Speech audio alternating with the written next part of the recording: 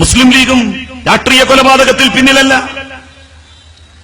A P Abubakar മുസ്ലിയാരുടെ 5 അനുയായികളെയാണ് അതിക്രൂരമായി കൊലപ്പെടുത്തിയത് മുസ്ലിം ലീഗിന്റെ പ്രവർത്തകന്മാർ. കുണ്ടൂർ ഉസ്താദിന്റെ മകൻ കുണ്ടൂർ കുഞ്ഞുവിനെ 27-ാം രാവിലാണ് റമദാൻ ദിവസം വെട്ടിക്കൊലപ്പെടുത്തിയത് കുണ്ടൂരങ്ങാടിയിലിട്ട് ലീഗിന്റെ പ്രവർത്തകന്മാർ. അവർക്ക് നിയമസഹായം ചെയ്തു കൊടുത്തത് മുസ്ലിം ലീഗ് പാർട്ടിയായിരുന്നില്ലേ? അമ്പലക്കണ്ടിയിലെ KTC അബ്ദുൽ ഖാദർ കമ്പിപ്പാറ കൊണ്ടാണ് തലക്ക് കുത്തിയിറക്കി കൊലപ്പെടുത്തിയത്.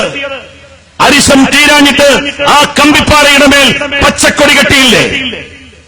ആ മുസ്ലിം ലീഗാണോ ഇപ്പോ സമാധാനത്തിന്റെയും ശാന്തിയുടെയും ലോഹയണിഞ്ഞുകൊണ്ട് നമ്മളുടെ മുമ്പിൽ പ്രത്യക്ഷപ്പെടുന്നത്? പാണ്ടിക്കാട്ടെ കുട്ടിക്കയെ ലീഗുകാർ കൊലപ്പെടുത്തിയതാണ്. എ പി അബൂബക്കർ മുസ്ലിയാരുടെ അനുയായിയായി പോയി എന്നതുകൊണ്ട് മാത്രം ഗൂഡല്ലൂരിനടുത്ത മൂച്ചിക്കുണ്ടിൽ അബ്ദുവിനെ മുസ്ലിം ലീഗുകാർ നിഷ്ഠൂരമായി കൊല ചെയ്തു. എത്ര CPIM സഖാക്കളെ കൊല ചെയ്തിട്ടുണ്ട് മുസ്ലിം ലീഗിന്റെ പ്രവർത്തകന്മാർ.